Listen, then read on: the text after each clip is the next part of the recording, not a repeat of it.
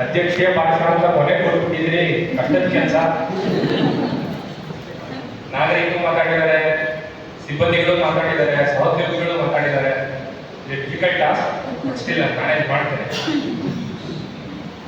ಬಸವಣ್ಣವರು ಮಾತಾಡ್ತಾರೆ, ಶರಣರ ಬದುಕನ್ನು ಅವರ ಮರಣದಲ್ಲಿ ಕಾಣುವಂತ. ನಮ್ಮ ಇಲಾಖೆ ಕೇಳಿದ್ರೆ, ಈಗ ಫಾರ್ ಎಕ್ಸಾಂಪಲ್ ಇವತ್ತು ಸಿದ್ದರಾಮಯ್ಯ ಅವರು ರಾಜೀನಾಮೆ ಕೊಟ್ಟಿದ್ದಾರೆ ಮಾನ್ಯ ಮುಖ್ಯಮಂತ್ರಿಗಳು. ಈಗ ಸಿದ್ದರಾಮಯ್ಯ ಅವರ ಮನೆ ನೋಡಿ, ಡಿ ಕೆ ಶಿವಕುಮಾರ್ ಅವ್ರ ಮನೆ ನೋಡಿ.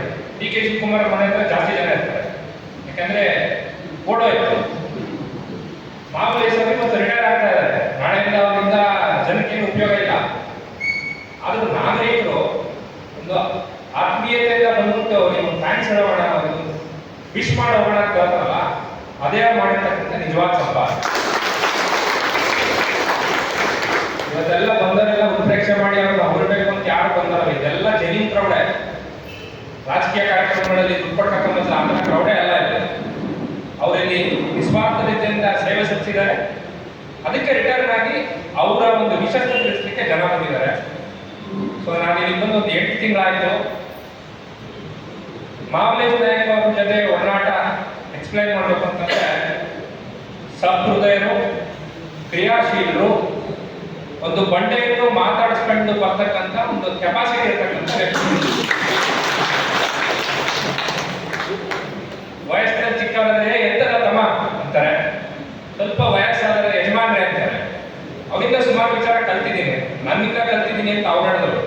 ಎಷ್ಟು ಜನ ಸುಳ್ಳ ಗೊತ್ತಿಲ್ಲ, ಬಟ್ ಅವರಿಂದ ನಾನು ಕೆಲವೊಂದು ವಿಚಾರ ಕಲ್ತಿದ್ದೀನಿ. ಮೊನ್ನೆ ತಾನೇ ಚೆಕ್ ಪೋಸ್ಟ್ ಅಲ್ಲಿ ಚೆಕ್ ಮಾಡ್ಲಿಕ್ಕೆ ಹೋಗಿದ್ವಿ.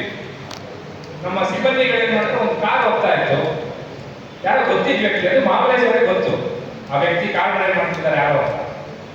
ಪಾಪ ಅವ್ರಿಗೆ ಗೊತ್ತಿಲ್ಲ, ಅವರು ನ್ಯಾಚುರಲಿ ಚೆಕ್ ಮಾಡ್ಲಿಕ್ಕೆ ಅಂತ ಗಾಡಿ ನಿಲ್ಲಿಸಿದ್ರು. ಇವ್ರು ಒಂದೇ ಮಾತಾಡಿದ್ರೆ, ತಮ್ಮ ಬಿಡ, ಅವರು ಅಧ್ಯಕ್ಷರು ಹೋಗ್ತಾರೆ, ನನಗೂ ಗೊತ್ತಿಲ್ಲ ಅವ್ರು ಯಾರು. ಆ ವ್ಯಕ್ತಿ ಎಷ್ಟು ಖುಷಿಯಾಗಿ ಹೋಗಿದ್ದಾರೆ ಅಂದ್ರೆ, ನನ್ನೊಬ್ಬ ಪೊಲೀಸ್ ಇನ್ಸ್ಪೆಕ್ಟರ್ ಗುರುತಿಸ್ತಾರಲ್ಲ ಅಂತ. ನಾಳೆ ದಿನ ಊರಲ್ಲಿ ಒಂದು ಸಮಸ್ಯೆ ಆಯ್ತು, ಪೊಲೀಸರಿಗೆ ಏನೋ ಸಮಸ್ಯೆ ಆಯ್ತು ಅಂತಂದ್ರೆ ಅವ್ರು ಮುಂದೆ ಬಂದಿದ್ಕೊಂಡು ಹೇಳ್ತಾರೆ, ಏನಿಲ್ಲ ಬಿಡಮಲ್ಲ, ಇದು ಒಳ್ಳೆ ಪೊಲೀಸರು ರಿಯಾಕ್ಟಿಂಗ್ ಮಾಡ್ತಾರೆ ಅಂತ. ಇದು ಜನಸ್ನೇಹಿ ಪೊಲೀಸಿಂಗ್ ಅಂತ. ನಾನೊಬ್ಬ ಅಧಿಕಾರಿ, ನನಗೆ 3 ಸ್ಟಾರ್ ಇದೆ ಅಂತ ದಬ್ಬಾಳಿಕೆ ನಡೆಸಿರಲ್ಲ, ಅದಲ್ಲ ಪೊಲೀಸಿಂಗ್. ಇಂಥ ಪೊಲೀಸಿಂಗ್ ನಾನು ಮಹಾಬಲೇಶ್ ಅವರಿಂದ ಕಲ್ತಿದ್ದೆ. ನನ್ನ ಕೆಳಗಡೆ ನನ್ನ ಸಬ್ ಡಿವಿಷನ್ ಅಲ್ಲಿ 3 ಜನ ಇನ್ಸ್ಪೆಕ್ಟರ್ ಇದ್ದಾರೆ. ನಮಗೆ ಜಾಸ್ತಿ ತಲೆನೋವು ಕೊಡ್ತಕ್ಕಂಥ ಸ್ಟೇಷನ್ ಟೌನ್ ಸ್ಟೇಷನ್. ಹೈವೇ ಅವ್ರಿಗೂ ಗೊತ್ತು, ಎಷ್ಟೋ ಸತಿ ರೋಡಲ್ಲಿ ಇಟ್ಕೊಂಡು ನಾವು ಗಲಾಟೆ ಮಾಡ್ಕೊಂಡಿದ್ದೀವಿ.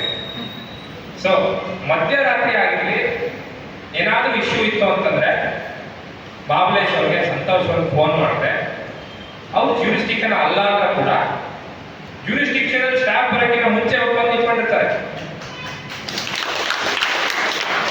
ಇದು ನನ್ನ ಕೆಲಸ ಹೌದೋ ಅಲ್ವೋ ಅಂತ ಒಂದಿನ ಹಿಂದೆ ಮುಂದೆ ನೋಡಲ್ಲ. ಮತ್ತೆ ಅವರಿಗೆ ಇಲ್ಲಿ ಸಾಗರ ಟೌನಲ್ಲಿ ಕೆಲಸ ಮಾಡಿದ್ರಿಂದ ಅವನಿಗೊಂದು ಒಳ್ಳೆ ಹೋಲ್ಡ್ ಇದೆ. ಜನರ ಜೊತೆ ಆಗಲಿ, ಒಡನಾಟ ಆಗಲಿ, ಯಾರ ಯೋಗ್ಯತೆ ಏನು, ಯಾರು ಎಲ್ಲಿ ಬಲ್ಬ್, ಎಲ್ಲಿ ಸ್ವಿಚ್ ಆನ್ ಮಾಡಿದ್ರೆ ಬಲ್ಬ್ ಎಲ್ಲ ಆನ್ ಆಗ್ತದೆ, ಇದೆಲ್ಲ ಕರೆಕ್ಟಾಗಿ ಗೊತ್ತಿದೆ. ಅದಕ್ಕೆ ಉದಾಹರಣೆ ಏನು ಅಂತಂದ್ರೆ, ಇವತ್ತು ಪಕ್ಷಾತೀತವಾಗಿ ಜಾತಿ ಪಂಗಡ ಎಲ್ಲವನ್ನು ಮೀರಿ ಜನರು ಬಂದಿದ್ರು. ಬಿಜೆಪಿ ಅವರು ಇದ್ರು, ಕಾಂಗ್ರೆಸ್ ಇದ್ರು, ಸಂಘಟನೆಯವರಿದ್ದಾರೆ. ಇದು ಅವರು ಮಾಡಿರ್ತಕ್ಕಂಥ ಸಂಪಾದನೆ. ಸುಮಾರು ವಿಚಾರಣೆಗಳನ್ನ ಕಲ್ತಿದ್ದೀವಿ. ಮತ್ತೆ ಅವರು ಶಿಸ್ತು, ಇಂಡಿಯನ್ ಆರ್ಮಿ ಕಲಿಸಿರ್ತಕ್ಕಂಥ ಶಿಸ್ತು ಒಂದು ಎಕ್ಸಾಂಪಲ್ ಹೇಳ್ತೀನಿ. ನಮ್ದೊಂದು ವಾಟ್ಸ್ಆಪ್ ಗ್ರೂಪ್ ಇದೆ, ಅದರಲ್ಲಿ ಬ್ರೀಫಿಂಗ್ ಡಿಬ್ರೀಫಿಂಗ್ ಅಂತ ಪ್ರತಿದಿನ ಪೊಲೀಸ್ ಸ್ಟೇಷನ್ ಅಲ್ಲಿ ಮಾಡ್ತೀವಿ. ನನ್ನ ಇನ್ಸ್ಟ್ರಕ್ಷನ್ ಏನು, 10 ಗಂಟೆ ಒಳಗಡೆ ಬ್ರೀಫಿಂಗ್ ಡಿಬ್ರೀಫಿಂಗ್ ಮಾಡಿ ಅಂತ. ಕೆಲವೊಂದು ಸತಿ ಮಾಡೋಕ್ಕಾಗಲ್ಲ ಬೇರೆ ಸ್ಟೇಷನ್ಸ್ಗಳಲ್ಲಿ. ನಾನು ಡೈಲಿ ಅಬ್ಸರ್ವ್ ಮಾಡ್ತಾ ಇರ್ತೀನಿ. ಮ್ಯಾಕ್ಸಿಮಮ್ 10 ಕಾಲ ಒಳಗಡೆ ಮಹಾಬಲೇಶ್ ಅವ್ರ ಫೋಟೋ ಬಿದ್ದಿರ್ತದೆ. ಬ್ರೀಫಿಂಗ್ ಮಾಡಿ GPS ಫೋಟೋ ತೆಗೆದು ಬ್ರೀಫಿಂಗ್ ಮಾಡ್ತೀನಿ. ಮತ್ತೆ ಒಂದು ಪೊಲೀಸ್ ಸ್ಟೇಷನ್ ಅಂದ್ರೆ it is not a police station, it is a family, ಒಂದು ಕುಟುಂಬ. ಆ ಕುಟುಂಬದ ಯಜಮಾನ ಯಾರಂದ್ರೆ ಇನ್ಸ್ಪೆಕ್ಟರ್, ಸಬ್ ಇನ್ಸ್ಪೆಕ್ಟರ್ ಇದೆ, ಸಬ್ ಇನ್ಸ್ಪೆಕ್ಟರ್, ಇನ್ಸ್ಪೆಕ್ಟರ್ ಇದೆ, ಇನ್ಸ್ಪೆಕ್ಟರ್. ನಾನು ಮಹಾಬಲೇಶ್ವರಲ್ಲಿ ಅಬ್ಸರ್ವ್ ಮಾಡಿದ್ದು ಮತ್ತೆ ಕಲ್ತಿದ್ದು ಒಂದು ಗುಣ ಏನು ಅಂತಂದ್ರೆ, ಸಿಬ್ಬಂದಿಗಳು ಇರ್ತಾರಲ್ಲ, ಈಗ ನವೀನ ಹೇಳಿದ, ಸರ್ ನೀವು ಯಾವತ್ತೂ ನನ್ನ ಕೆಳ ಹಂತದ ಸಿಬ್ಬಂದಿ ನನ್ನ ಕೆಳ ಕೆಲಸ ಮಾಡೋದು ಅಂತ ನೋಡಿಲ್ಲ ಸರ್, ಅಣ್ಣ ತಮ್ಮ ಮಾತ್ರ ಟ್ರೀಟ್ ಮಾಡಿದಿರಿ, ತಂದೆ ಸಮಾನರು ಅಂತ. ನಾನು ಅದನ್ನ ಕಣ್ಣಾರೆ ನೋಡಿದ್ದೇನೆ. ಸಿಬ್ಬಂದಿಗಳಿಗೆ ಹೆಂಗೆ ಅಂತಂದ್ರೆ, ಒಂದು ಟೀಮ್, ತಮ್ಮ ಬಾರ, ಈಗ ಪೊಲೀಸರಲ್ಲಿ ಎಕ್ಸೆಸಿವ್ ವರ್ಕ್ ಲೋಡ್ ಇರ್ತದೆ, ವಾರಗಟ್ಟಲೆ ರಜೆ ಹೋಗೋಕ್ಕಾಗಲ್ಲ. ಅವ್ನು ಏನೋ ಇಂಪಾರ್ಟೆಂಟ್ ಕೆಲಸ ಇರ್ತದೆ, ಅವತ್ತೇ ಬರೋಕ್ಕಾಗಲ್ಲ, ರಜೆ ಕೊಡೋಕ್ಕಾಗಲ್ಲ. ಅವತ್ತು ಆ ಹುಡುಗ ಬೇಗ ನೋಡ್ಕೊಂಡಿರ್ತಾನೆ, ನಮ್ಮಿಂದ ಕೆಲಸ ತಗೊಂಡು ನೆಕ್ಸ್ಟ್ ಇನ್ನೊಂದು ದಿನ ಅವ್ರಿಗೆ ಯಾವತ್ತು ಬೇಕಾಗಿರ್ತದೋ ಅಥವಾ ಯಾವತ್ತು ಠಾಣೆಯಲ್ಲಿ ಕೆಲಸಗಳು ಕಮ್ಮಿ ಇರ್ತದೋ ಅವತ್ತು ಇವರೇ ವಾಲಂಟಿಯರ್ಗೆ ರಜಾ ಕೊಟ್ಬಿಟ್ಟೆ ಹೋಗೋರ ಕಂಪನಿ ಕೆಲಸ ಮಾಡ್ಕೊಂಡು ಅಂತ ಹೇಳೋದು.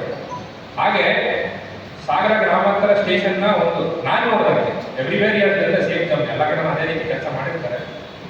ಒಂದು ಕುಟುಂಬದ ರೀತಿ ತಗೊಂಡೋಗಿ ಠಾಣೆಯನ್ನು ಅತ್ಯಂತ ಸಮರ್ಥವಾಗಿ ನಿರ್ವಹಿಸಿದರೆ ಮಾಮಲೇಶ್ ಅವರು ನನ್ನ ಕೆಳಗಡೆ 4 ಸ್ಟೇಷನ್ ಬರುತ್ತೆ.